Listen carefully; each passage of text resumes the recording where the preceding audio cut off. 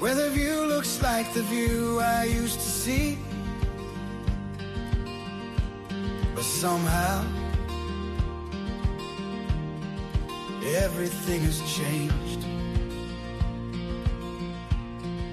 Everything is gone, and yet remains. I went to the shops and the prices are going up faster than our pay.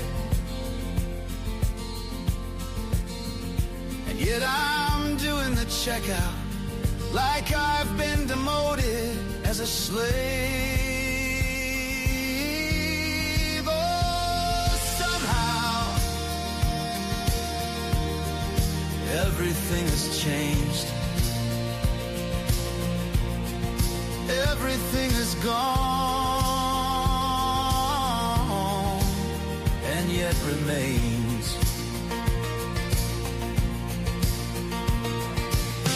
Went to the bank and they greeted me like I was trespassing on their land.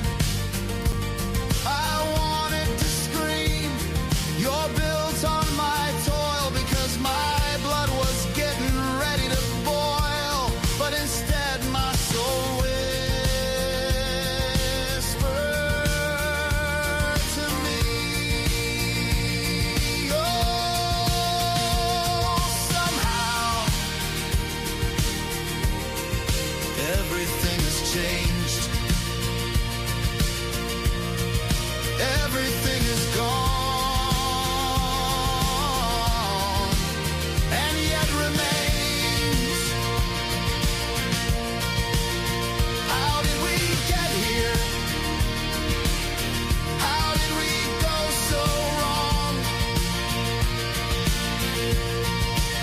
It's like we were singing or trying to sing, but someone keeps changing the song.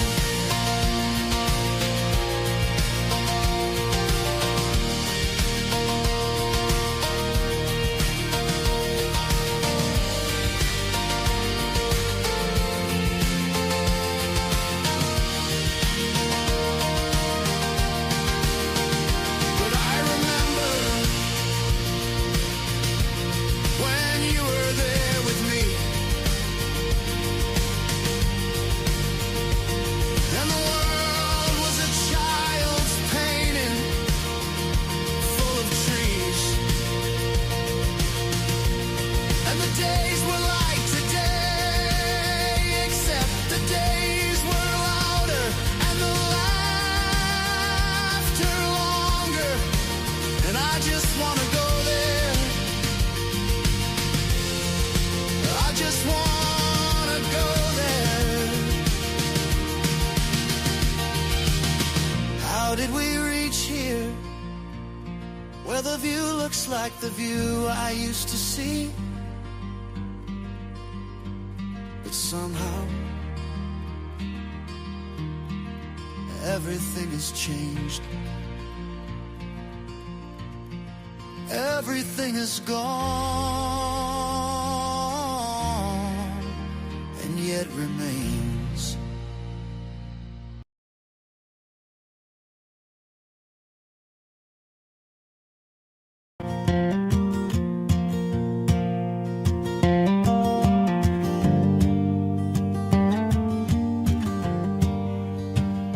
If I could be anything for you, I would be your cure. I'd pour light into your wounds to soak their poison into the potions of love. Here we go. To the golden Let's start. Jessica. We're in Sedona. Now you have an extraordinary story. of love. I'm going to let you start. Okay, so I grew up in this region and I moved away as a teenager to go to school and university and whatnot, and then You became? and I became an architect. About 4 years ago, I moved to New Zealand for a change of scene, and I've been living there ever since and working for myself as an architect. My family are all still back here. You've probably seen some of them talking on this today. And my parents still live here, basically everyone except me. So back in... so New Zealand obviously shut down their borders and shut down their country quite severely to keep COVID out for a long time. I live in a small town in the South Island, which up until about a month ago didn't even have COVID. There was no sign of it, so it was kept out really effectively. I work for myself. I am probably in the top 1% of the world population that, in terms of my risk of getting COVID, it just wasn't there. You know, I was very safe. I was very protected from it. I'm a 37-year-old healthy woman. I don't have any pre-existing health condition. You exercise and stuff? I exercise a lot. The town that I live in is an alpine town. It's an adventure sport town. There's a lot of fitness people. So by comparison, I'm probably actually not that fit. But, you know, I'm fit enough. You look very fit. Thanks. Anyway, I had... I didn't want to get the vaccine for a number of reasons. I had several debates with my friends over how it and the mandates were an offence to freedom, and what was, you know, the point of having safety from a vaccine when it abolishes that fundamental human right to freedom of choice and freedom over your body. Anyway, What was the other thing you said about you had an instinct?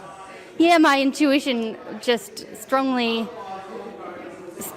told me not to have it. So, you know, when you're having these conversations with people and they're like, oh, but what about the stress on the public health system? What about your duty to the community to protect them and keep them safe by, you know, having the vaccine? I was like, yeah, I understand all of those things. I'm not against that. I'm not out to harm people by not having a vaccination, but I just strongly felt that I shouldn't have it. And I couldn't shake that feeling. And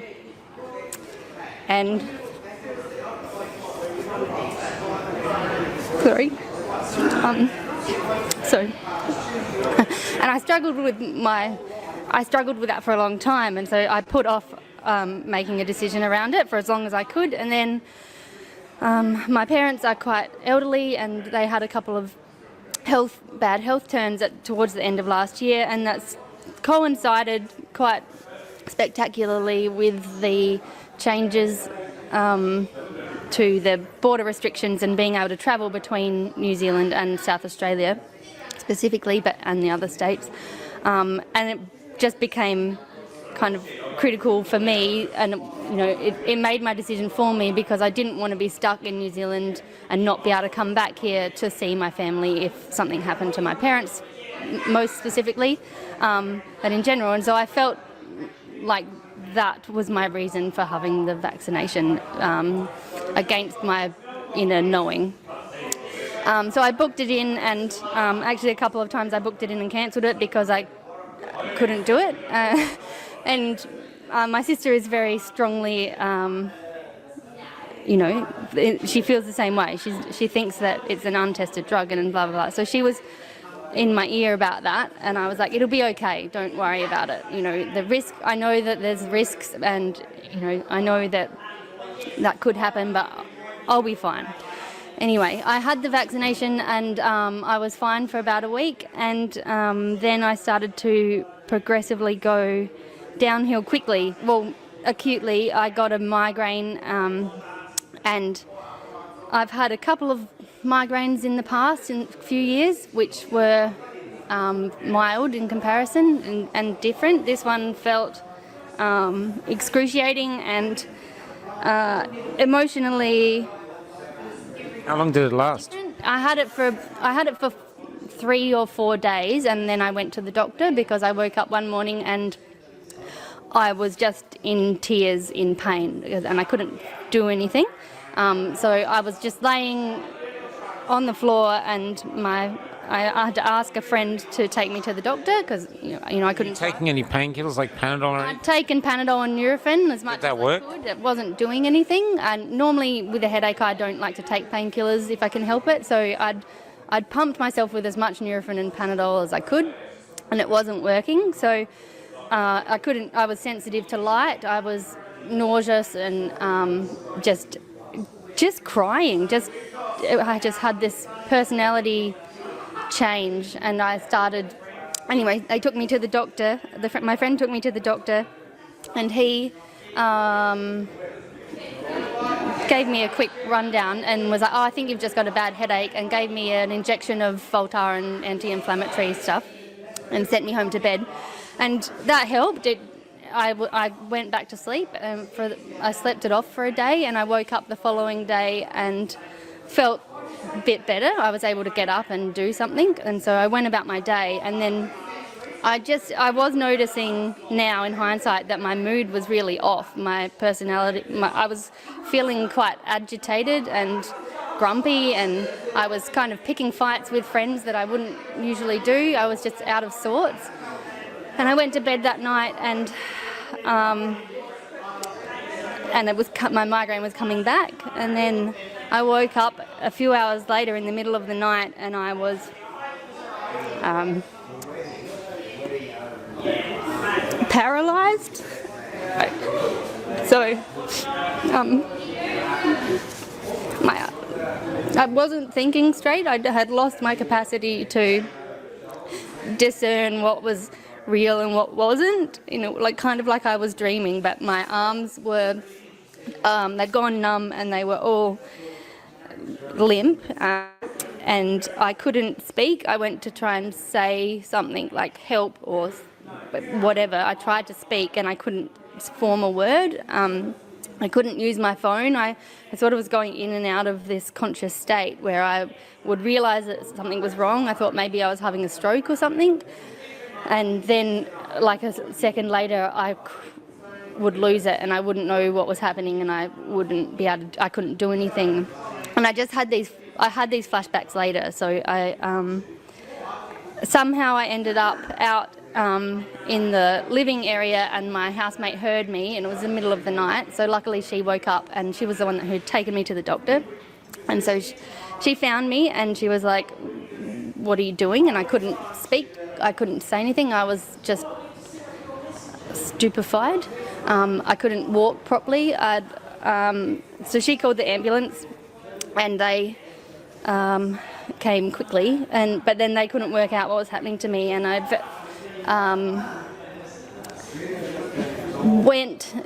don't really remember this. I don't know if this is accurate or not because I was going in and out of consciousness. But essentially, my brain just shut down. So, and they flew me off in a helicopter because where I live is in a remote town. They flew the helicopter to the Dunedin ICU, and I was already going into a coma. I'm pretty sure. I was going in and out of consciousness, but then they put me into an induced coma for 3 or 4 days, and I got encephalitis, which is inflammation of the brain.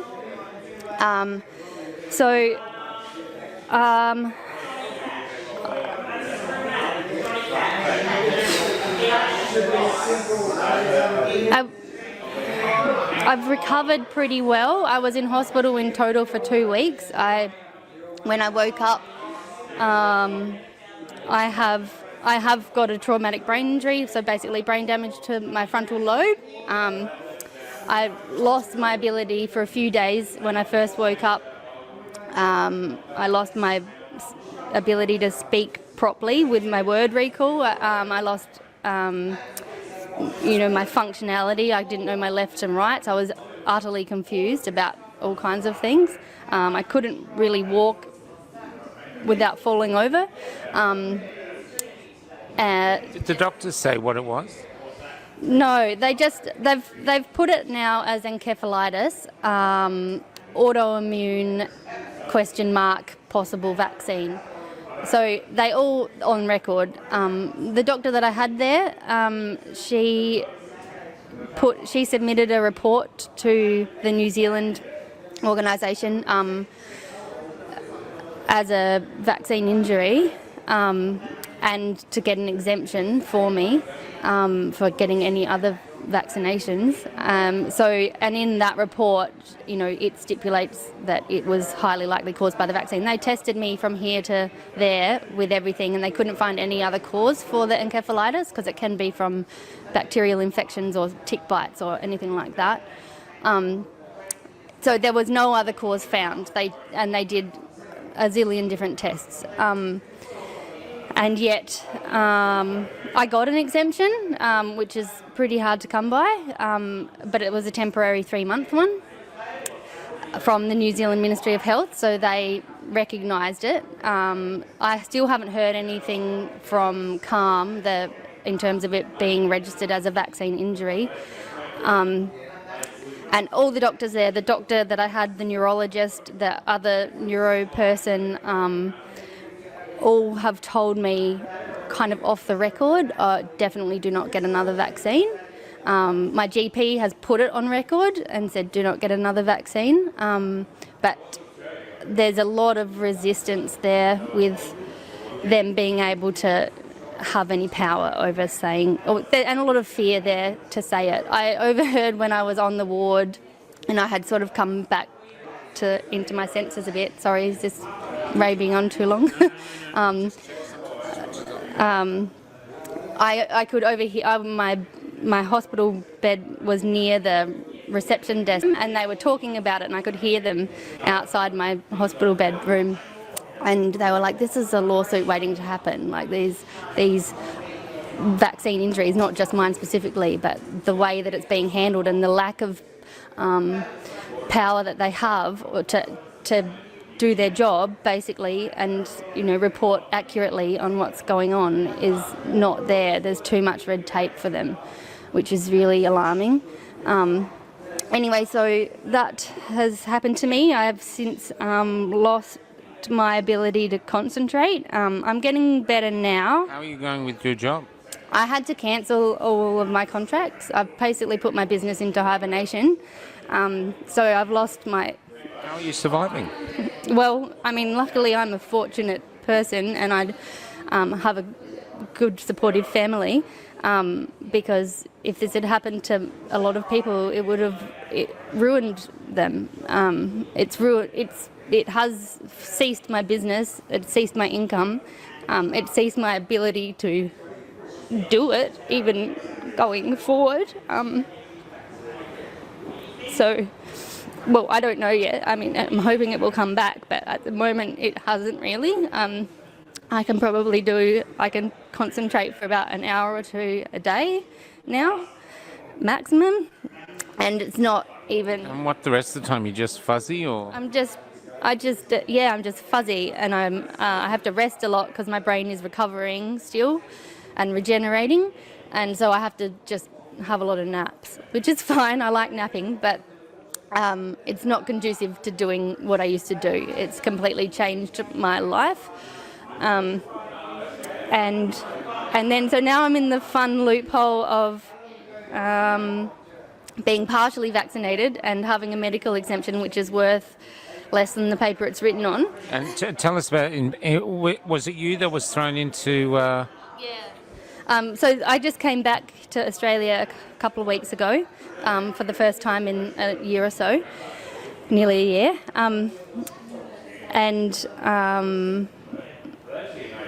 So I had all of the paperwork. I jumped through a lot of hoops and while I was in New Zealand to try and figure out what I could do to get back here without having to quarantine, or just as easily as possible. And I had the temporary medical exemption and the international vaccination pass from New Zealand issued by the Ministry of Health exemption documents, and another backup certificate from my GP, which ticked all of the boxes according to the internet, according to the state protocol and the Home Affairs protocol for getting back into Australia. But when I arrived here, and I spoke to them prior on the hotlines and whatnot to see whether or not that was what they needed, and they're like, yeah, that's fine, you'll just get assessed on arrival. So I flew into Melbourne Airport, and Border Force looked at my documents and scratched their head and threw me in quarantine.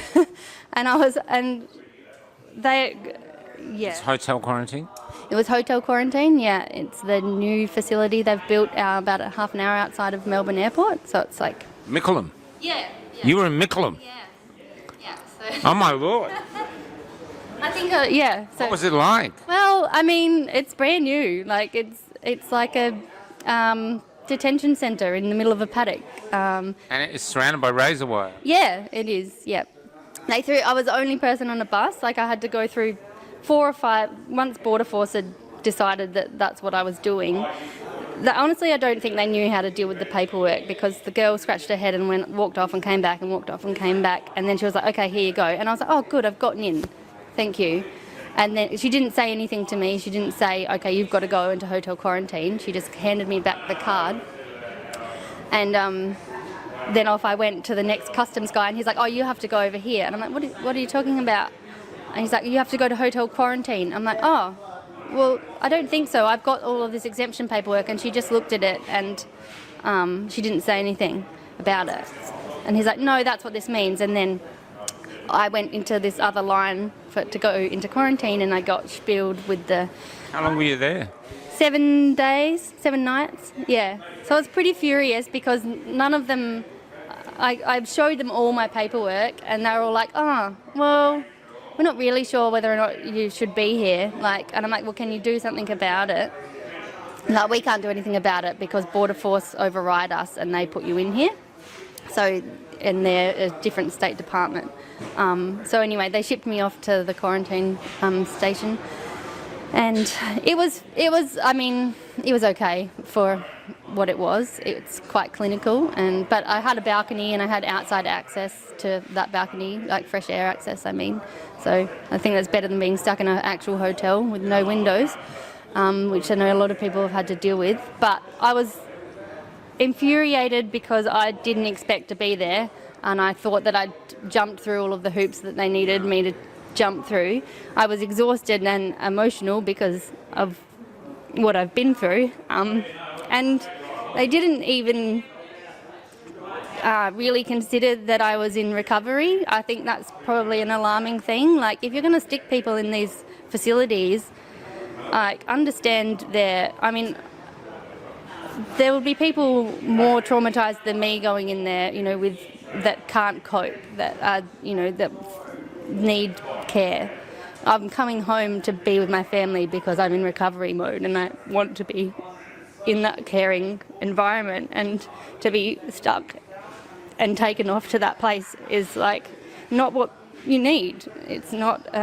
It's not Australian. It's not Australian, and it's not necessary. I had a negative PCR test. I had another negative rapid test when I got there. I'm like, what am I doing in this fucking place?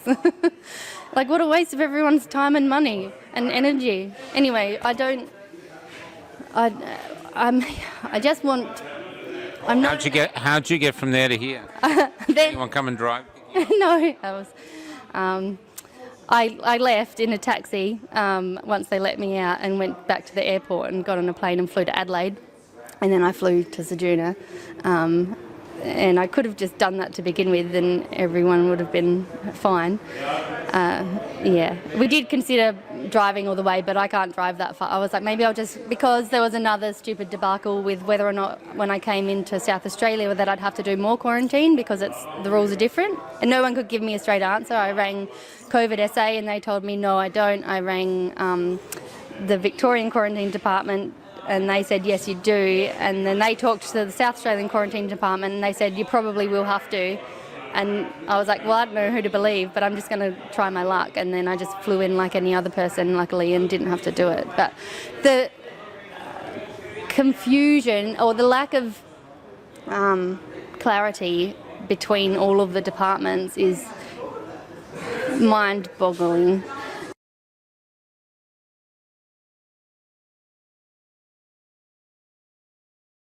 What's your name? I'm Nicole. Nicole. And why have you come out here to tell your story? I have come out here to tell my story as the mother of a child with a terminal disability, and how the medical industry and allied health industry are choosing to actively discriminate against families being able to access their services. Can we know something about what it is? It must be very severe. My son Toby is 7 and he has a very rare genetic disability called Cockayne syndrome. He's only about one of 5 people known in Australia to have that, and it's neurodegenerative, so we know that at some point he'll have to leave us. What do you mean by neurodegenerative? Something in him is... Yeah, so it's a DNA repair issue. So essentially his body ages faster and it lacks the ability to be able to repair itself. And there are other complications with that as well. So his eyesight, his hearing, he is mobile, but it's difficult for him. His speech is impacted. So, you know. What's he like? The biggest firecracker you've ever met. Wonderful. He puts the fizz in our life, is what I say. He's just amazing, and he's just full of life, and he's loud, but he's the best. Yeah, we love him. He's just amazing. That's gorgeous. So it's going from there. So what's the medical establishment like? Look, it used to feel quite good, and I felt supported in being able to receive the therapies that we needed to, and I think, like anything, special needs mothers find out more by speaking with other people in their own tribe about what they can access. And then one day I took my child to occupational therapy and I was handed a piece of paper that from now on I was not allowed to enter the building unless I would show them my COVID-19 vaccination status, to which I replied, I don't reveal that status to anyone. I think it's grossly inappropriate. Now for me, because he's 7 and he gets along with his therapist really well, that's fine. I can grab a coffee and go hang out in my car for an hour. But when he was a toddler, I would have to be inside. I'd have to be in there making sure mum's around, as is appropriate with a young child. And to me, it makes absolutely no sense. These people are not under a government mandate to do this. They're choosing to. Not all occupational therapies do this. This business is choosing to, and others. And they're not requesting the vaccination status of my child. And they work with him face to face and cheek to cheek for 60 minutes. But yet, an adult can't walk the child into the actual building. So, you know, because science. So when are they going to start? Have they explained themselves at all? If you've brought this up, have they done any explanation of the common sense behind their science? Just keeping people safe. Okay. So my child's therapist is amazing and very awake, does not like it one bit. She finds it disgusting. The boss woman there, I did think about approaching her. If I didn't have such a wonderful therapist, I would take my money elsewhere and I'd give her a piece of my mind. But because he loves her, I stay. And because he's got a therapist who she knows it's all just ridiculous. But can I ask, if someone in your position, finding a therapist that works and who your child works with would be crucial? Absolutely. Yeah, absolutely. And there's wait lists for absolutely everything. You cannot just say, oh, okay, I'm going to choose to walk out of this allied health facility and just go to the next one. You'll be on a massive wait list. I have done a bit of research in the city of Joondalup. I'm part of Pro-Choice Joondalup. And I do have a list of businesses that are choosing to discriminate. Not all of them do. So it's not coming from the government. I believe it's coming from APRA recommendation and probably from the Speech Pathology and Occupational Therapy Associations as a recommendation. But it just lacks common sense. You know, and how long until they'll discriminate against the children? You know? And so families can't access services. And I do know of someone, in order to have her child assessed for autism, this particular, because she's been waiting to get in. And she found somewhere where she could get in. Now, in order for her to take her child to be assessed, she needs to be double vaccinated. So she went and got her second vaccination. So she didn't want to get it, she got it for the child? Absolutely. Absolutely. And this business, when I've spoken to them, they said that, oh, well, you can drop your child off for the assessment and wait in the car park. Not appropriate when your child's 3 with severe anxiety and likely autistic. You don't need that. Your child's 3. It has to be with the parent. The child's 3. You don't need to justify it any other way. It's just mind-boggling. And another thing for me, I have mentioned to my local council, you know, imagine having a child with a terminal disability who declines in health and is dying. Do you send them to hospital for medical care to die comfortably but without their family, regardless of their vaccination status? That's nothing to do with it. It's the hospital restrictions. Or do you keep them at home to die without medical intervention and possibly painfully and traumatically, but surrounded by their loved ones? And these are the things, unless you're in this boat, you may not think about that, about the families with children with severe illness, with cancer, only one person being allowed to accompany them, regardless of if your whole family's vaxxed or unvaxxed. You can't have these people in hospital. And it's just, where's the humanity?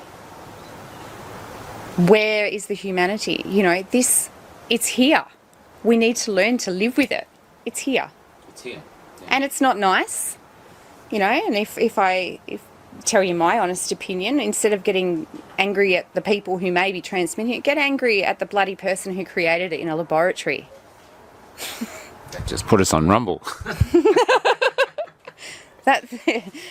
That's my belief. Do I have all the science to be able to back that up? No, but that's, to me, that is a likelihood. Can I ask, has it changed you? Are you a different person before the child to now, after these 7 years? Yes. In what way? Oh, I think you appreciate your children much more when you have one that you know will not be with you forever. And seeing, I just think the nature of who he is, everything is a wonderland to him. And he is a joy. Don't get me wrong, he's hard work and he's a rat bag sometimes.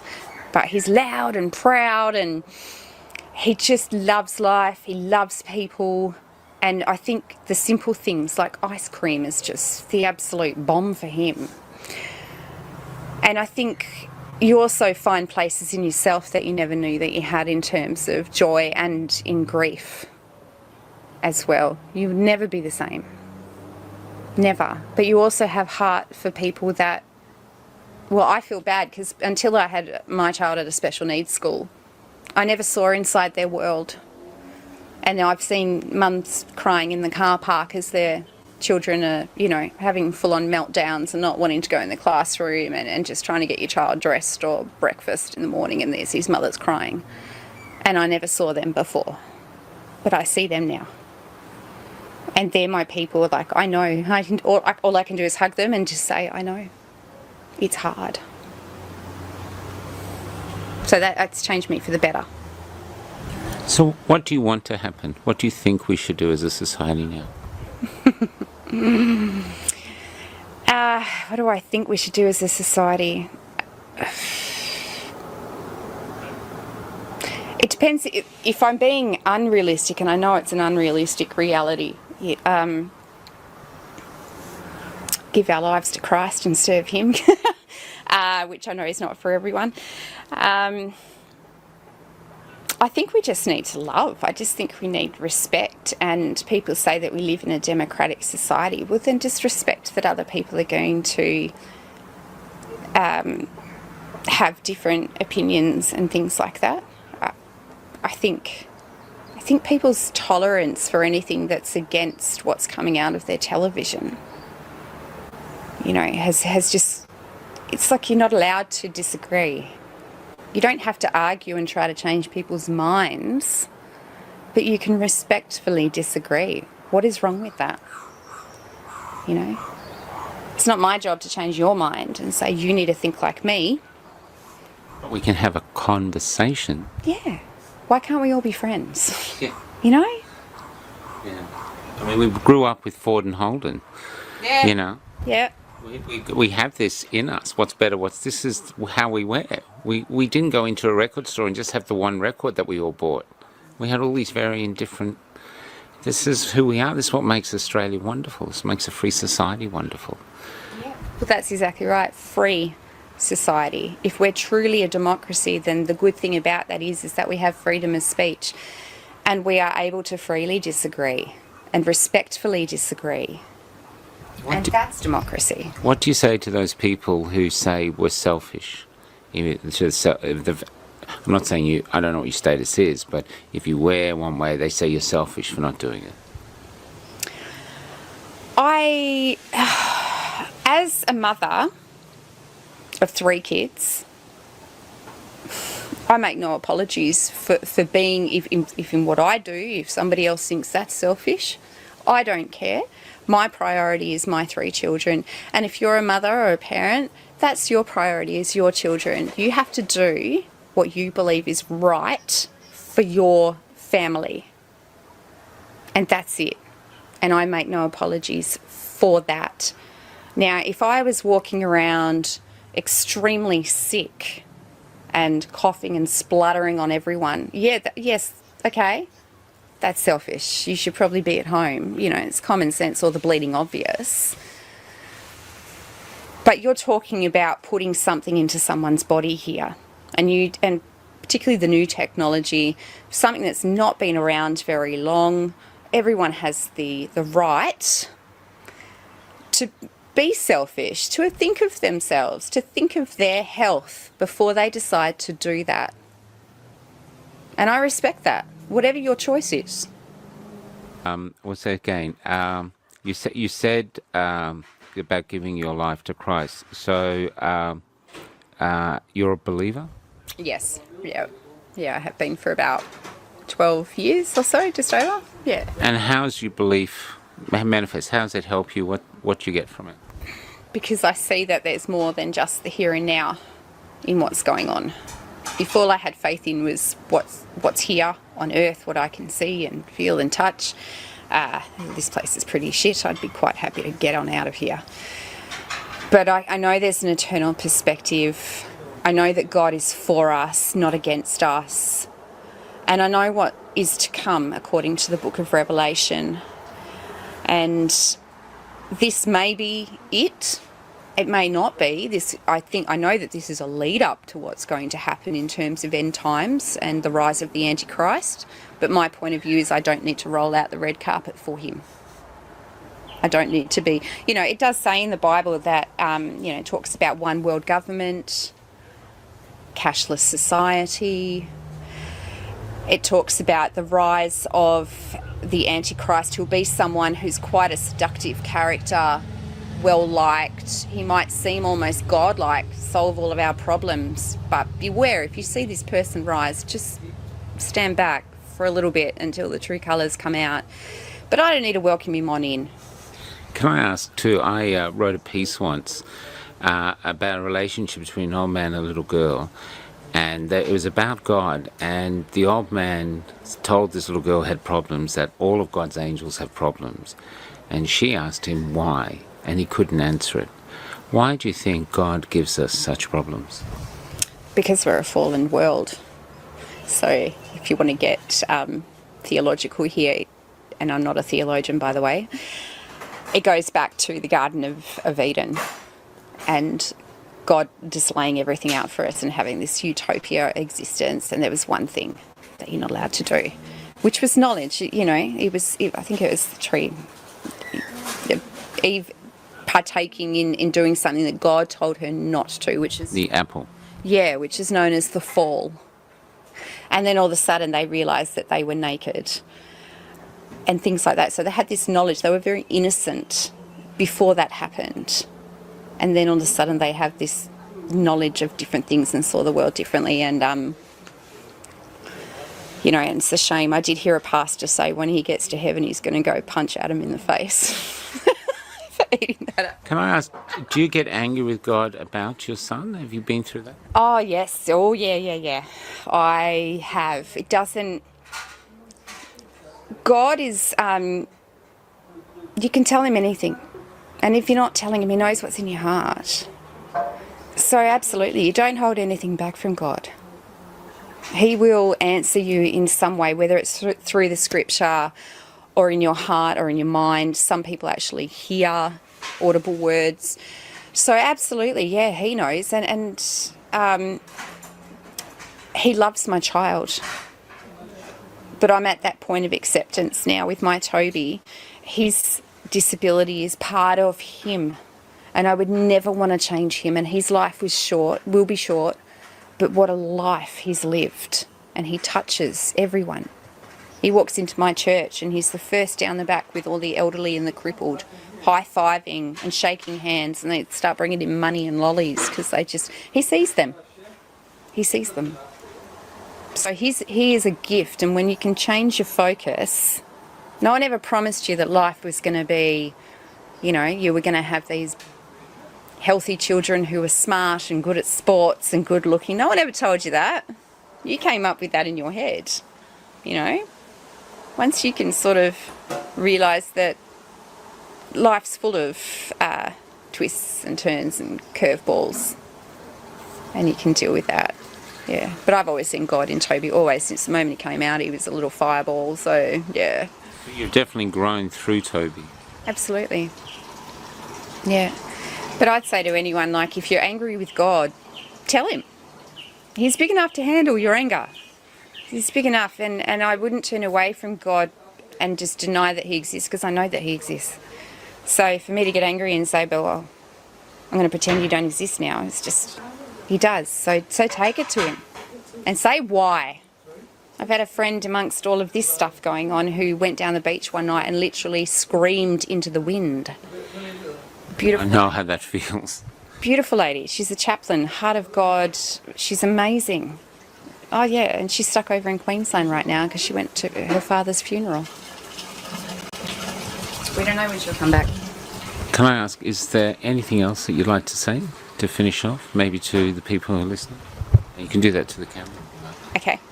I would like to say that if you're in the boat where you're trying to access services for your children and you're finding that you're not able to take them to medical appointments or allied health, do everything you can. There's pro-choice groups who actively work together and take it to their local council. Write to your politicians, but they'll probably send you back nonsense propaganda, which I tell them, don't send me your rubbish, please. But you need to get out that you need to make people aware, because unless you're in this boat, people don't know. So make it known, because it's unjust and it's unfair. Can I ask one more question? Were you this tough before Toby? I think I've always had a bit of rebel in me somewhere. Yeah, I think it started in high school. I was quite a good little girl, and then something happened. I don't know. Yeah. Okay, so this is, I've never met Toby, but I used to work with disabled people, and when I came to them, I was quite broken. I'd lost a marriage, I had a bad motorbike accident, so I was limping, and I was in the wars, and yet these people were in a far greater war. And by being their limbs, doing what they couldn't do for them, they actually repaired me. The amount of worth they gave me, the amount of joy, made it a job that was the hardest job to leave ever. I loved it. Is that what Toby does? He's just a shining light, and he's like that everywhere he goes. He's extremely social, and his face is just so open and joyous. And if he was here now, he'd be running around exploring every, nook and cranny and tree and bird, and so he's like sucking up the life. Oh, he's sucking up the life, and sometimes I've got to try to keep up with him as someone in their 40s now. But he teaches you the simple joys, the joys that we forget to see when we're adults. And you go back to the simplistic things, and you go back to just the relationship. He's all about relationship with people. And I actually find the best thing about people with disabilities is when they're happy, and when they're not, they're not. There's no bullshit. And I love that, you know. It's very real. And when he loves. There's nothing else. He's not hiding anything. Although I've got a family, you didn't. Brittany Brooks now. Yeah, and he's a wonder and he's a blessing, and I wouldn't change him for all the world. Remolding the bars that held you into your destined wings, into your destined wings, flying above us all in your destined wings. And if from your flight you return, We'll start off just with your name. Brittany Brooks. Brittany Brooks. Now, let's just begin with your story. Just start at the beginning. So I'm in WA. So we had really strict mandates brought onto us from like our government, and they were basically saying if you didn't have a vaccine, you couldn't go out anywhere and do anything. It was affecting some people's work. Basically, being a 20-year-old, you obviously want to go out and live your life. And although I've got a family who didn't believe in it, I was like, oh, I won't be one of those people that have anything go wrong with them. And anyway, so the borders were opening, and our state parliament said that they were going to bring in more mandates to people who hadn't had it. So they already had some brought in. This is in January. And the borders were opening, and they were really pushing that there was going to be more and more things that were going to be mandated. So out of fear, I kind of thought, well, if the borders open and I don't have a vaccine, I need to work. How am I going to, I just bought a house. So then I went and had my Pfizer jab on the 14th of January. And 5 days later, I was getting chest pain, heart palpitations a few days after. Can you explain what the chest pain was like, how powerful it was? So the first day I had nothing wrong with me, and the next day I woke up with a sore arm. And then on the Sunday following it, I was getting pressure, like someone was sitting on me. And I kind of thought, oh, this is a bit weird. Like I didn't overthink, didn't think too much into it at this point of view, because it wasn't like stabbing pain at this point. It was like someone sat on you. So it's not enough to be like, oh my God, what's going on? And it was, at this point, it wasn't too bad. And then the Monday I started losing my breath really badly, and I think I was walking the shops with my nana, and they'd just brought in the mask mandate though. So I was like, oh, it's just the mask. And looking back now, I should have gone to the hospital a lot earlier. And then the Wednesday, I woke up, excruciating pain in my chest. You can feel it it's like in the middle of your chest. It's like a stabbing pain, and it was like someone was sitting on you, like you couldn't breathe. So at this point, the breathing wasn't just from walking. Like I'd woke up very shallow breath, like someone was sitting on you. And I was getting like pain up my neck, my left side of my neck, and like pins and needles. So I called my doctor, and he was like, you need to talk to someone, we have like a COVID team you can call if you're having a potential vaccine adverse reaction. So I called them, and they're like, you need to go to hospital straight away. So they talked to me for about 15, 20 minutes. You have to do all these questions with them. So I was talking to them. Can I ask what sort of questions they are? They asked how long ago you had your vaccine, what vaccine you had, do you have chest pain? Are you fatigued? Are you dizzy? So your general type of questions like that. But you get put into like different categories by the end of the thing. So it's like not related, monitor for symptoms, go to the doctors, go to hospital, call an ambulance. And the lady that I spoke to said I was on borderline calling an ambulance.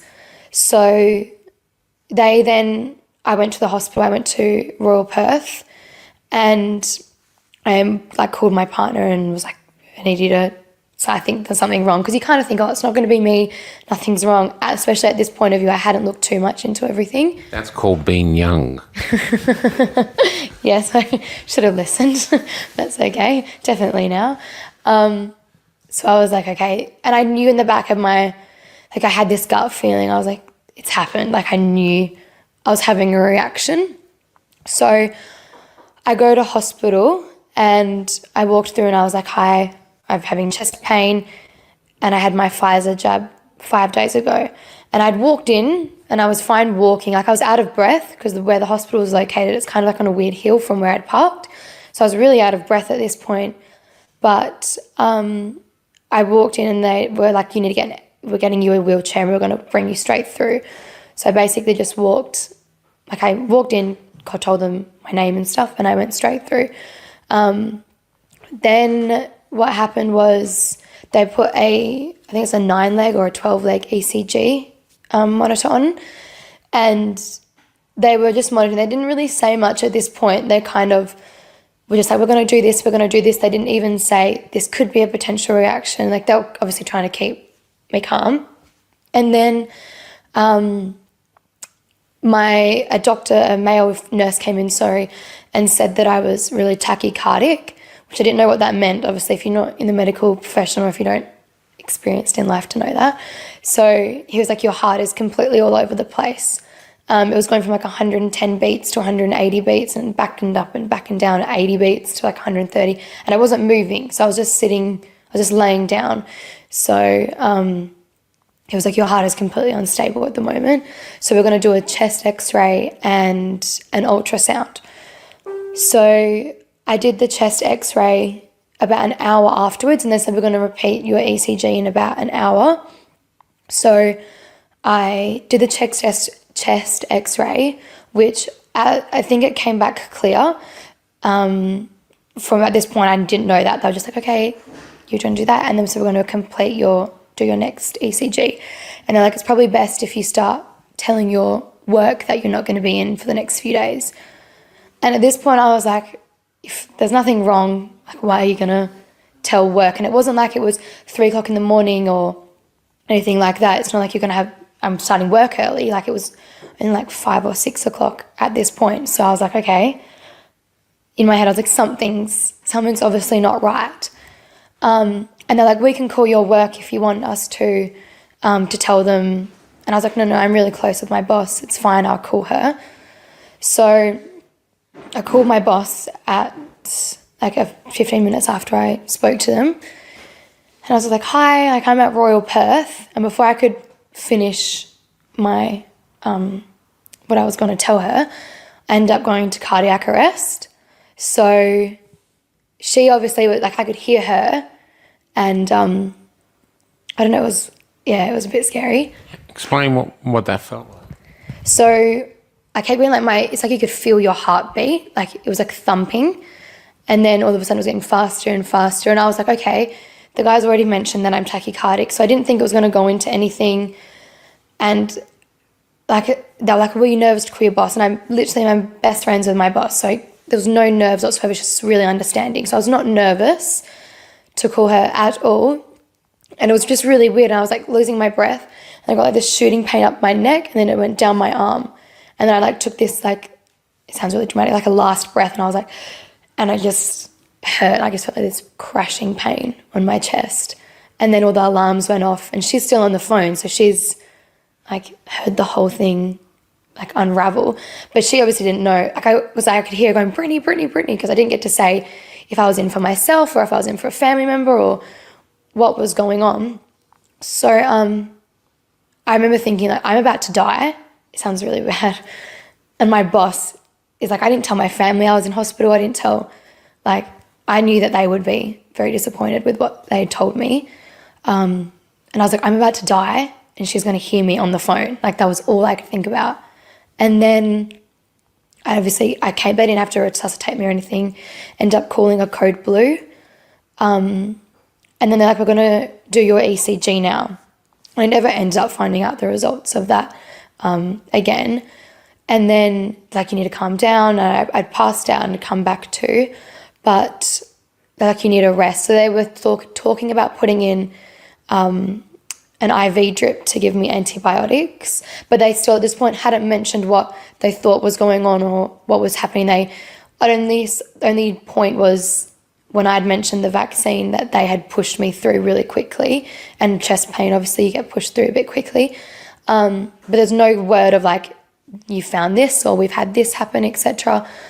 So then about like 20 minutes after that, they ended up doing an ultrasound, and they were like, we think you've got pericarditis. Have you heard about it? Which obviously, if you have been on the news, a lot of people have heard about it. I didn't know what it was. I knew it was something to do with the heart, but I didn't know what the extent of it was. So Explain what it is to those who don't know. So there's two that people are hearing about at the moment, is pericarditis and myocarditis. So from my understanding, pericarditis is the inflammation of the outside of your heart, so your pericardium, and your myocarditis is inflammation of the heart muscle itself. So they kept saying, we think you have this, we think you have it. And then they kind of left for 15 minutes, and it was like quite a quick process. Like from the time I'd left, entered, and at this point it was only been like an hour and a half, 2 hours. So it all happened quite quickly. And they came back and they said, we're going to diagnose you with pericarditis. And there was something else, wasn't there? Like I had a cardiac event, which was on the cardiac stress, severe cardiac stress on the discharge papers. And they said, we're going to give you some medication, and you're going to take one in the morning and one at night, or it was 3 times a day or 2 times a day or something, of this drug called colchicine. And basically I can stay in, but there's nothing they can do for me. So it was in my best interest to go home and rest. And this is about like 45 minutes after I just had a heart attack. So it was very like, once they figured out what was wrong, like pushed you out the door basically. So anyway, I got told that I needed to see a cardiologist. So I went home, I called my nana and told her what happened. And the next day I went back home, and because I'd stayed at my partner's the night before, sorry. So I didn't stay at the hospital overnight, I was only in for those few hours. Went back home, and we basically decided to do the vaccine reaction, what's it called? When you report an adverse reaction. Yeah. So we started that process, and at this point I was like really fit. I'm still feeling all the symptoms, not as intense, and I'm still on this medication. So it was only supposed to be taken for the 7 days, and they said most people in a traditional pericarditis, you get over it quite quickly. Obviously mine being caused from the mRNA in the Pfizer, now I know it's going to be a bit more of a long road to recovery. So I went on it for 7 days. I'd missed work for the week, rested. I still had the chest pain. I was loss of breath, palpitations, etc. Then we got an email from the vaccine surveillance team, or whatever they are, Waves. They said that they'll be in touch to talk to me about what the next steps further are. So you get referred to an immunologist through them. And that's a very long wait list. Like mine was in January and it's mid-April now, and I've still not seen them. And a lot of people I know don't see them for like 9-10 months. And if you don't do your own, if you don't push for anything, some people end up having a second jab even though they're not even fully cleared because of the wait list that they're experiencing from the thousands of people that are having the issues. So, which is ridiculous within itself. But what happened? I went back to work after a week, and it was... What were you feeling like then? Very fatigued, still chest pain. It was easing off as the week went on, but I'm doing nothing. So you can't live laying on the lounge and having your nana and your auntie do everything for you. There's no way of life. So I then went back to work, and the chest pain started again. And the first day I was kind of like, okay, it's your first day back at work. Your body's been under stress. Can I ask what you do? I'm a beauty therapist. So on my fetal day, which a 20-year-old normally can deal with, most people can deal with being on their fetal day. And it's not a very stressful job. Like I can sit and I do skin a lot, and it's not a very stressful environment whatsoever. So went back to work on a Monday, and I have Tuesday off. So I had I was really feeling all the symptoms again, but I was like, it's okay, I'm resting tomorrow. On the Wednesday again, I'd now come off of the medication. I'd done my 7 days. Chest pain came back the exact same. And I'd messaged my nana and I was like, I think I'm going to have a heart attack again. Obviously, you're still in fear of what has just recently happened. You think it's happening again. And I was kind of freaking out. And she was like, you need to go to hospital. So I now went back to the emergency department, and the next morning, and I was like, I'm having chest pain. Again, I've got my referral letter because the hospital previously that I'd been to had said if you take this referral letter, you can get straight through to emergency. You've got an issue. They'd said that it was from the vaccine. They didn't write it on the piece of paper, but they'd said you've had an adverse reaction. So I had thought, okay, well, I've got this piece of paper. I've got chest pain again. I'd spoken to my doctor and he was like, there's nothing we can do for you here. You're going to have to go back to emergency. I went to this hospital and I waited for 45 minutes. When I went through, I said, oh, okay, I've got pericarditis from the vaccine. And the lady was like, has this been proven or is it just your own research doing this? And I was like, no, I've got this referral note. We should absolutely nothing at this hospital. So I waited for 45 minutes in the waiting room as I was sitting there with chest pain still. My heart was very fast as well. So I was extremely tachycardic again because they had the heart monitor put on me. Meanwhile, there's guys with like a broken leg getting wheeled through before me, although I've just had a heart attack a week and a half prior. So as soon as I mentioned that it was from the vaccine, it was like this automatic blind eye. Like I didn't take it seriously whatsoever. Like it was ridiculous. And I'm sitting there with chest pain. I called the nurse over and I was like, I'm having really bad chest pain. She's like, you'll get seen when we can get you in. Although this guy literally there's people that were so lower down that shouldn't have been seen, as opposed to someone who's just had a serious cardiac issue at 20. Like it's not like I'm an elderly person or severely overweight. Like I'm 20 years old. I'm a healthy person. Well, what's healthy? So then I got told to sit. I went through with them 45 minutes later. Got told to sit on a bed, on a chair. Sorry, I wasn't allowed to sit on the bed. I had to sit on a chair. And why did they say that? Did they give you a reason? No. So they were just like, this is going to be a quick, this is going to be a quick in and out for you.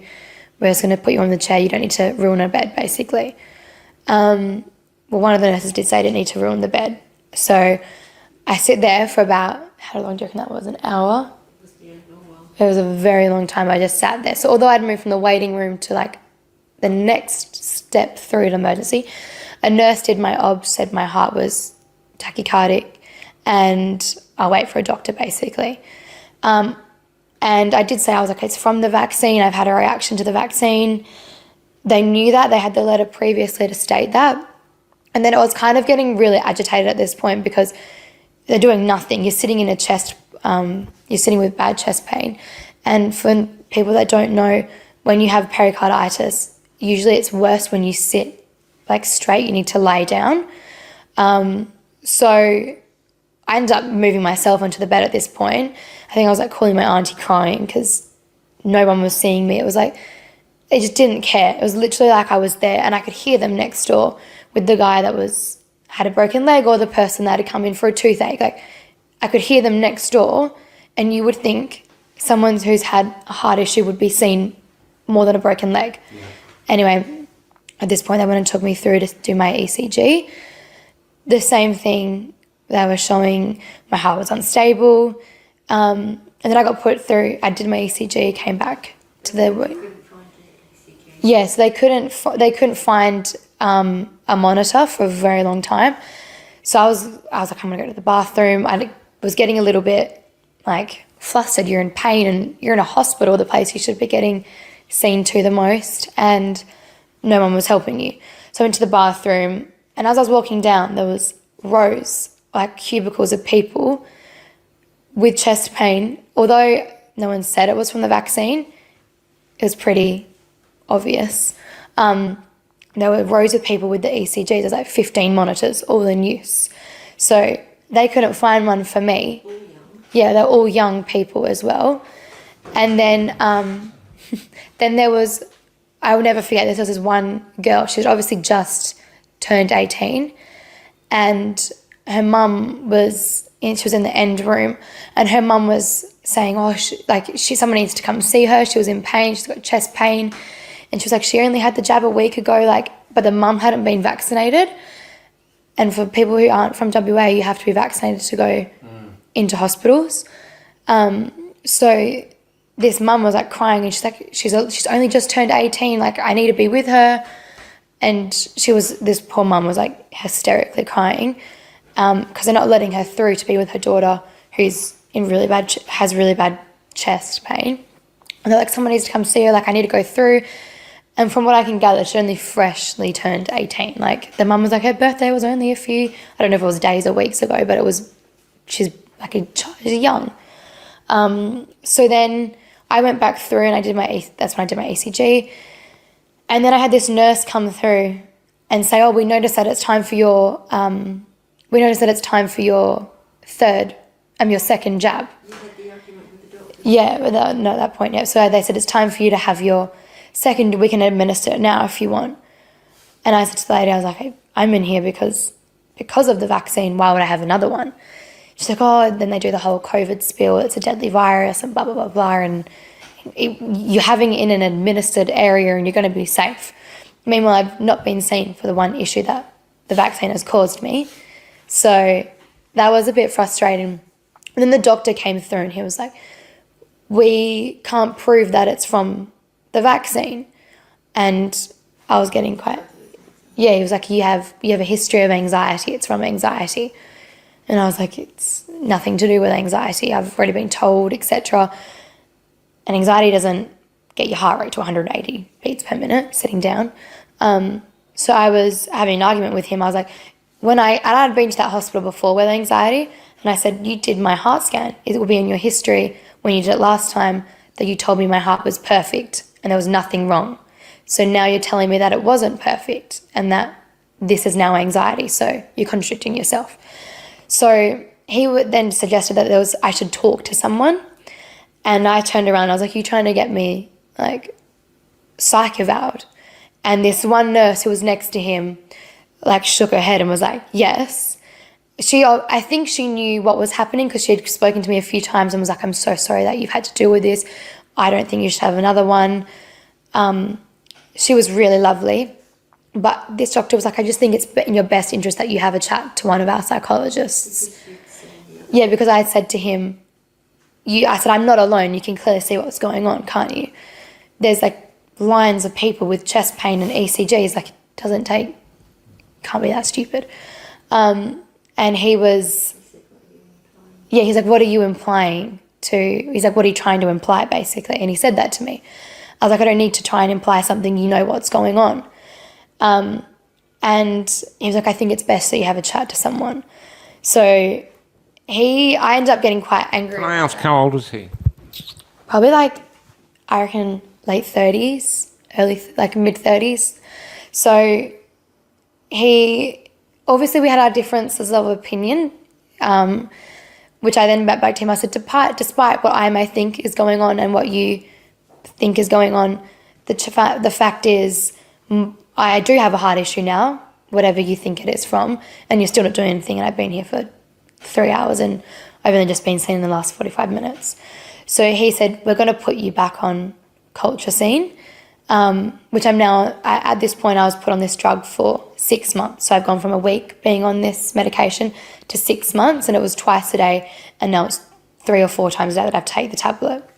So for people who also don't know what that tablet is, it can make you very unwell. So you can get upset tummy, you can vomit, sweat. So you're already on something that your body doesn't agree with, from something your body doesn't agree with. And I've now had to up my dosage of it. And I was sick almost every day with it at that point. I was vomiting every day. And he said that's just a side effect of it. So it also causes heart problems. Yeah, and it also is known to cause quite severe heart problems, which contradicts why I'm on it. And then they did an ultrasound, and no one mentioned what the ultrasound said. He basically said that I'd be fine to go back to work. I'd take the medication and like if I have any issues, come back to ED.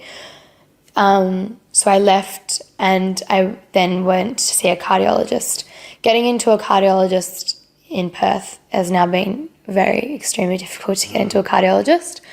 So the public wait lists were like 6 to 9 months. And this nurse that spoke to me was like... That's around Australia. Is it? Yeah. So it's ridiculous. And this nurse was like, it's in your best interest that you go private and you need to get this sorted. So I went to see... It took me how long to get into a cardiologist, do you reckon? Well, there were 2 cancellations. Yeah, there was 2 cancellations. So I was booked... This was in February at this point, and I was booked in to see them probably, I think it was May, end of May, mid-A. 4 months. 4 months. 4 months. So, and that was the earliest I could get me in on. And I was an urgent, so I had an urgent referral. So then I was still struggling to breathe at this point. So my auntie was like, we're getting you a mask exemption. And we went to our local doctor to get a mask exemption, who once again was like, you can't prove that it's from the jab, was very dismissive about the whole situation, was quite rude about it all. Anyway, we had the proof that I've had a reaction, so she ended up giving me a one month or 1 week. What was it? It was a week for no mask. Keep in mind, we're very hot over here as well, so, and WA had extremely strict mandates about wearing a mask. Like, basically everywhere you had to wear one. So it was really hot. You're struggling to breathe anyway. You have a stupid mask on and you have a heart issue which you're struggling to breathe anyway. So it was just ridiculous. And then I got into my cardiologist. I got on 2 cancellations. So May got forward to April, and then April got forward to early March. So, and that was mainly my doing because I was calling them every other day, and I was like, do you have a cancellation? Do you have a cancellation? And I ended up getting seen to cardiologist. So, yeah, they're like, it was $600 for 30 minutes to see a cardiologist. No, so for 30 minutes. So you only get a 30-minute appointment, and that the Medicare doesn't cover anything. Well, they cover like, I think it was $80 or something. And then if you call HBF, they will say they don't cover any injury from a trial vaccine drug. So you're paying for private health insurance, which doesn't cover you. So that was quite frustrating as well. And then they were also like, what 20-year-old has heart issues? So I can understand their point of view, but you're paying for something that they're also a part of pushing, and now they're not dealing with the repercussions of what they're pushing. So it's a statewide thing, and no private health will cover you for COVID-19 injuries, vaccine injuries. Like, I'm still experiencing all the same things. I can't exercise. I recently moved into a house with my partner, and we've got stairs, and 9 times out of 10, or 10 times out of 10, I'm usually out of breath, chest pain, every time I go up them. So that's really frustrating as well, and just the most exciting time of your life. You just bought your first home, and you can't even go up the stairs, like without chest pain, losing your breath, etc. Can I ask, what did the cardiologist say? So I ended up seeing him. I went through an ECG, and on my ECG it says like my left, I've got left side enlargement of my heart, and my left ventricle is blocked. And blocked. So it's not really mentioned that any further. Yeah, it has a blockage. So I'm seeing him in a few weeks, so we'll go down that path.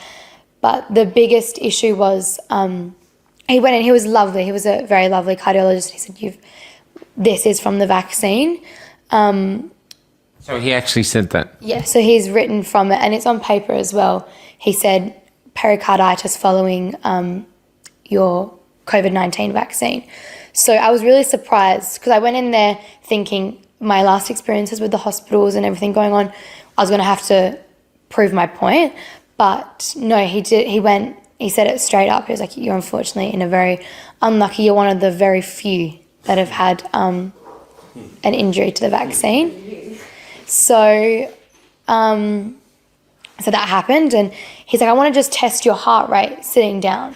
So I went into the room. I didn't move. I was sitting just like you were, as I am with you. He came over and put a oximeter on my hand, and basically my heart rate was sitting at 130 beats per minute. So I didn't know anything about the heart rate. Your heart rate should be sitting when you're sitting down, resting, should be between like 60 to 80. Yeah. And I'm sitting there with 130 beats per minute.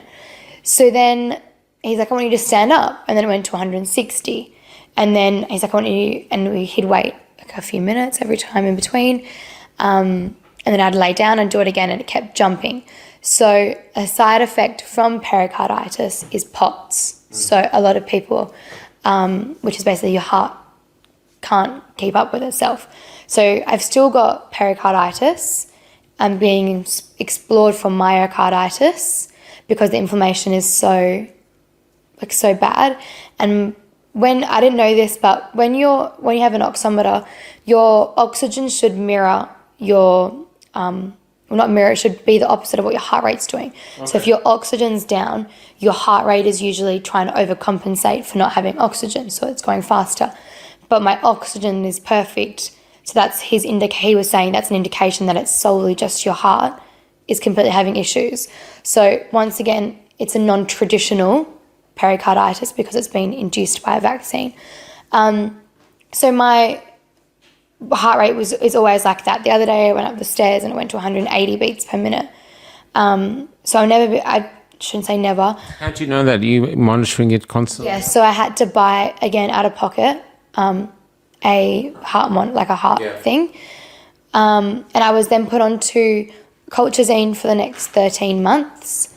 I was put onto ivabradine, propranolol. Yeah, there's no discounts for because... And he was like, are you happy to buy this? Medicare only cover it for 65-year-olds who have had heart failure.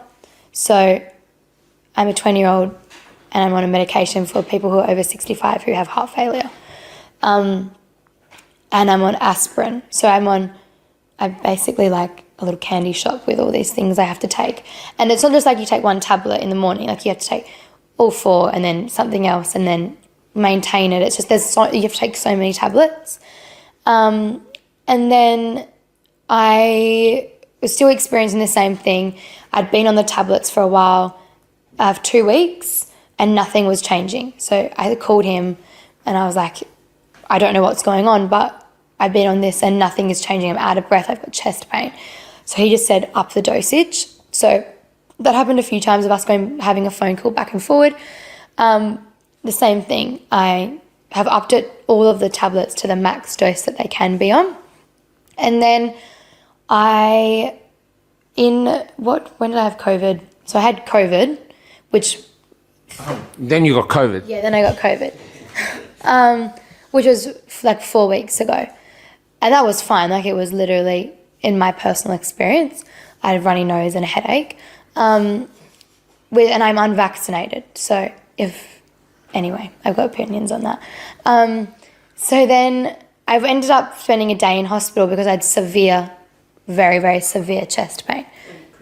Yes, I called the hospital and they're like, you need to go to hospital. You've got your pericarditis is flaring up. So I went through and I was about there for 12 hours, a different hospital again, so I went through them, and I was put through straight away.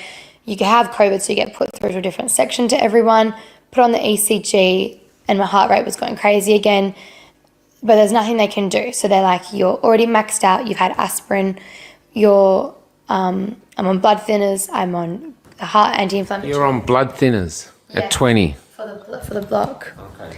So I've maxed out on everything that I can be at that point. So they're like, we're just going to have to monitor you. So I spent about 12 hours or 13 hours there. And they called the cardiologist. And he was just like, it's basically moving forward. For people who don't know as well, pericarditis is usually from a bacterial infection or viral infection. so you can get it from your colds, etc. So he said moving forward, she's going to have to be careful with any cold or flu she get, because when there's inflammation in your body, it's exacerbating what's going on with my heart. Yeah. So he basically said there's nothing we can do. Still having chest pain. I looked. Yeah, they gave me another tablet, like a heart medication, but there was nothing. Like, it was like, you may as well just go home and rest. So which wasn't very, like, I was quite scared. Like, I called my auntie and I was like in tears, and every time you're thinking, is this gonna, today, am I gonna have a heart attack again? Like, and how much can your body actually deal with before your body's like, no, I'm not doing this anymore. So I ended up going home, and that basically happened. So I ended up having a heart monitor last week, put on a Holter monitor for 24 hours. And That you could wear at home? Or? yeah, so it gets monitored like an ECG. So you don't get to see what's happening. You get like a little lanyard and it sticks to you. And I had that on for 24 hours because the cardiologist wants to see what's going on. Basically, he's maxed me out on all the drugs that I can be. I've rested. I don't drink anymore. Like, I can't have alcohol. I can't go to the gym. I can't really do a lot. So I've done everything he said. So I don't know the results of that yet, and I'll find out in 2 or 3 weeks. But that was I had my chest pain and my heart rate went to 180 beats per minute whilst I had that monitor on. So I do know that there'll be something they find, like they'll have to be. Yeah. Because I had chest pain, so I checked myself and it was the same night that I had the Holter monitor on. So yeah, that's kind of where we are today. Yeah, they want to do an MRI. So I'll also be booking that in the next time I see him. Which you have to pay for? Yeah, which you have to pay for. So you have all your medication, you have to pay for your heart monitor, your phone calls. Every time you call a cardiologist, you get charged like telehealth. How much is that? So I called him 3 times in a week, and it was how much was it? $620, do you think? It was like $620 because one was like $620 for 3 calls. Yeah, so one was, and they're 15 minutes or less. One was an emergency because he was called from the hospital. So I didn't call him, the hospital called him. And then But you got charged. I got charged for it. And a public hospital was calling. And then the other 2 were me. And he was basically, like, my partner heard, he was like, "Hi, how are you?" I said, "What's happening?" And wait. Just a checkup. Yeah, it was just a checkup. It wasn't like he was giving you advice or anything, but so He doesn't want to do the MRI. he's very weird about doing an MRI, which I'm not sure why, because he's very convinced at the moment that I've got myocarditis as well because the inflammation isn't settling itself down. But he has explained that if I do an MRI, I'll have the contrast, so the dye put in, and I'll do half with the dye and half without the dye. So I think that'll be happening in the future, but that's my story as of now at the moment. Well, would you mind staying in touch so we do follow-ups rather than you just coming doing this one thing, having a continued base so we can follow this to see what happens? Yes, I can. Including how the state treats you because you haven't taken the further vaccines. Yeah, so I got, another thing is I did get an exemption. The first time I went to apply for it was quite tricky, and doctors are very hesitant to give you one, although it's on a piece of paper what's going on.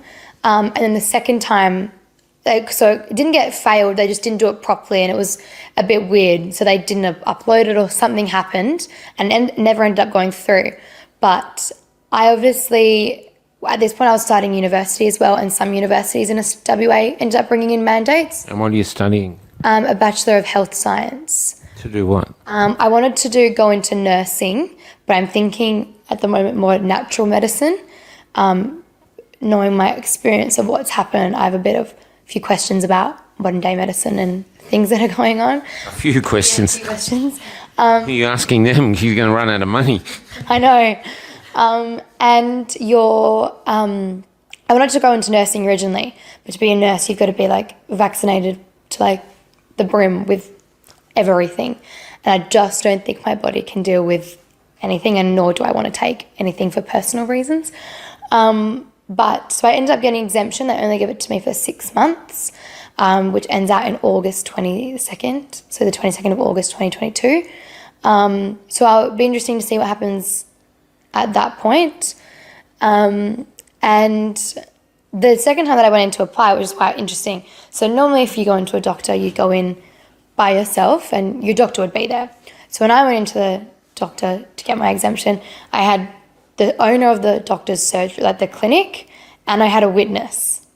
But it was just really weird. And I had my doctor. So there was 3 other guys in the room and myself also, which is really strange because if anyone goes to a doctor, you don't go in with 3 other guys. And like the clinic owner, they're never in for the thing. Anyway, so they were actually quite lovely about it in the end. They fast-tracked it and I got it within 24 hours. So, yeah, it's been a very interesting experience. And I know some people might ask why I haven't claimed against it. So if everyone doesn't know, you can only claim once for compensation if you've been vaccine injured. Obviously, I've got quite a road to go with that. And they've said that you have to have spent a night in hospital.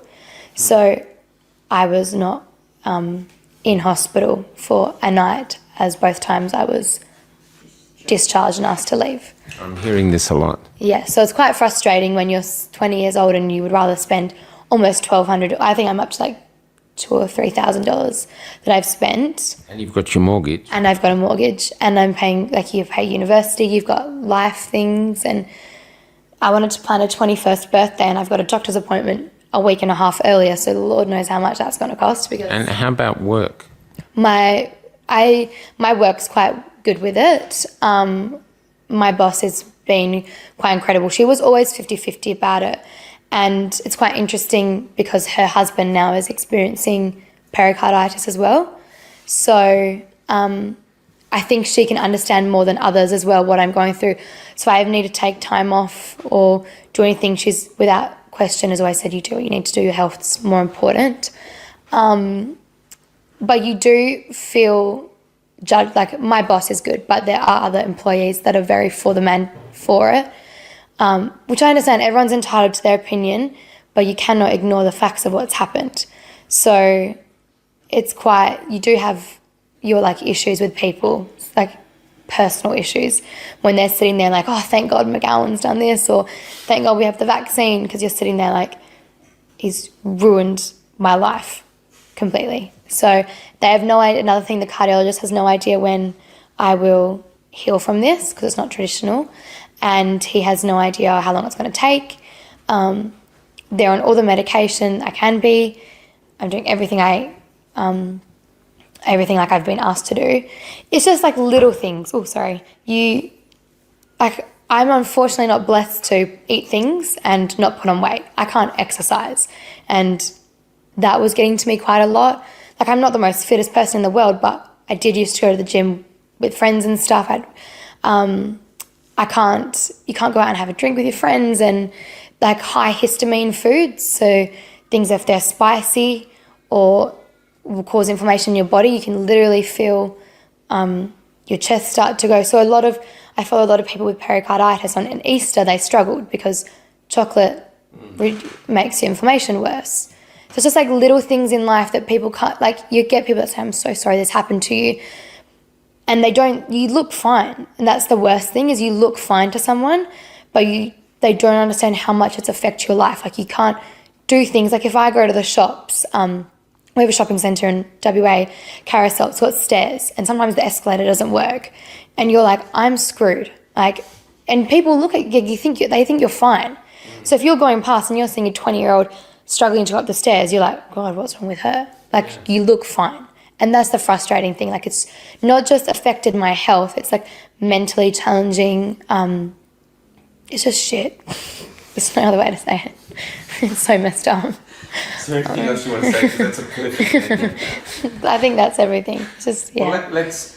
I'm quite happy to stay in touch and give touch, like say a monthly update, or if something happens more, you want to do it quicker. But I'm doing it with some other people. Yeah. Sally in Colac, who's really suffering, a farmer. Are you happy to do that? I'm more than happy to do that. Yeah, I can speak to you after my next cardiologist appointment because I will get a few results back then. And Mention to your cardiologist that you're doing this on Cafe Lockdown. We won't mention his name. I will. He's quite nice, a little bit. I'm not sure he knows what's going on really, but He should be $600 an hour. yeah, he's $600 an hour. He's half an hour, sorry. Because I remember I went into the appointment and I was like, shit, if he goes over half an hour, like, Have a heart attack just from the I cough. was like, having to pay this is going to be ridiculous. So yeah, I'll definitely keep in touch and let you know what's going It's on. horrendous, love. It's horrendous. I'm so sorry. It's horrendous. It's horrendous. It is. Yeah. And it's annoying that some people are so blindsided. Yeah. Like you don't, like believe what you want, do what you want. I don't have it if you want to have it. You do you. But it's split so many people and you shouldn't be dismissing the people that have had issues or dismissing people that have different opinions on things. Yeah, it's disgraceful. Yeah, there should always be a choice. Exactly. Okay.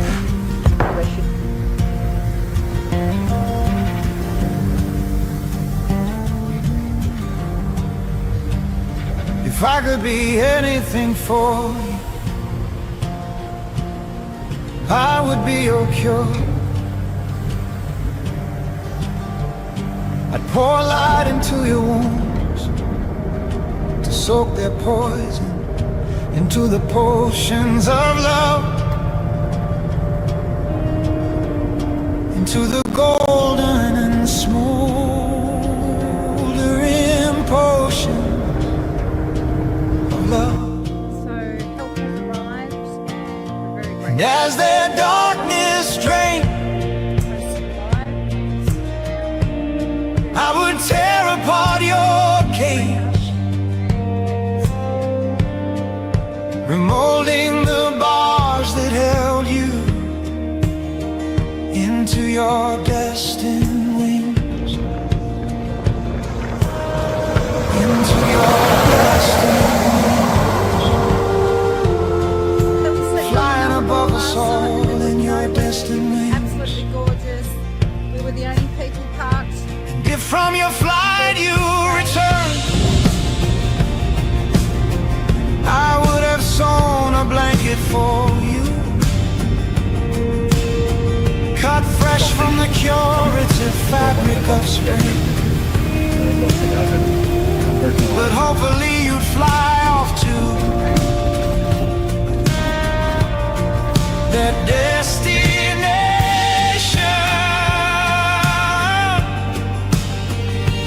you were born with, the one they try to steal from your soul. That destination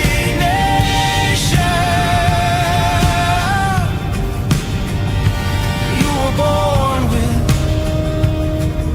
the one they try to steal from your soul.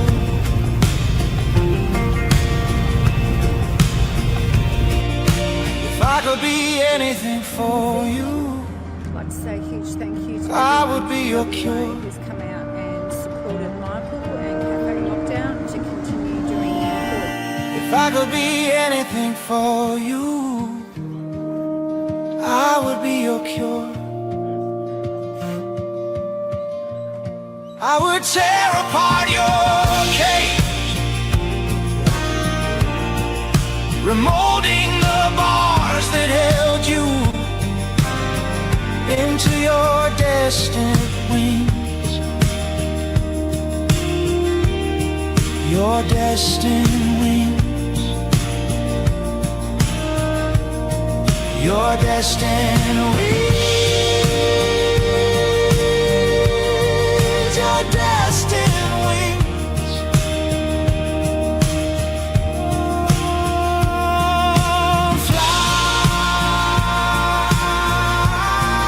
Fly, just fly.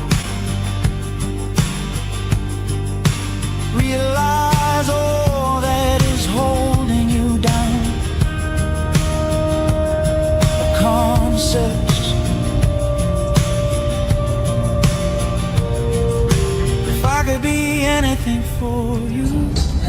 could be anything, I would be your cure. I would be your cure. I would be your cure.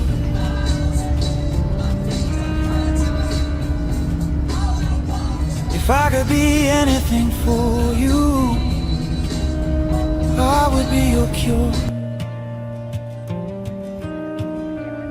I'd pour light into your wounds to soak their poison into the potions of love, into the golden and smoldering potions of love.